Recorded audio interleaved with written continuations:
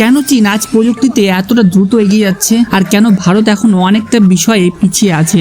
উত্তরটা হয়তো একটা ট্রেনের কামরাতে আপনি বুঝতে পারবেন। সোশ্যাল মিডিয়া অনেক সময় স্ক্রল করলে দেখা যায় চীনের অনেক শিক্ষার্থী যাতায়াতের সময় ট্রেনের ভিতরে বই পড়ছে, নোটস লিখছে এবং রিপোর্ট তৈরি করছে। আর অন্যদিকে সোশ্যাল মিডিয়ায় প্রায় চোখে পড়ে এই সমস্ত ঘটনাগুলো। বাচ্চাদের যে সমস্ত বয়সে শিক্ষা নেওয়া দরকার, যে সমস্ত বয়সে টেকনোলজি নিয়ে ভাবা দরকার, সে সমস্ত বয়সে ভারতের বাচ্চারা আজকে এই সমস্ত জিনিস করছে। এটা কি স্বাভাবিক বলে আপনার মনে হয়?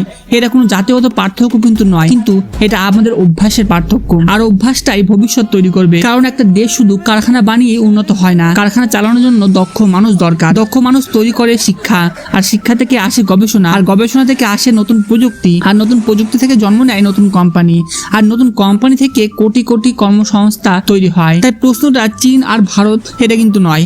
প্রশ্নটা হলো আজকের একজন শিশু তার 1 ঘন্টা কিভাবে ব্যবহার করছে, কিভাবে কাটাচ্ছে, সেটাই মেন ইম্পর্টেন্ট। কারণ সেই 1 ঘন্টায় হয়তো 20 বছর পরে একটা দেশের অর্থনীতি বদলে দিতে পারে।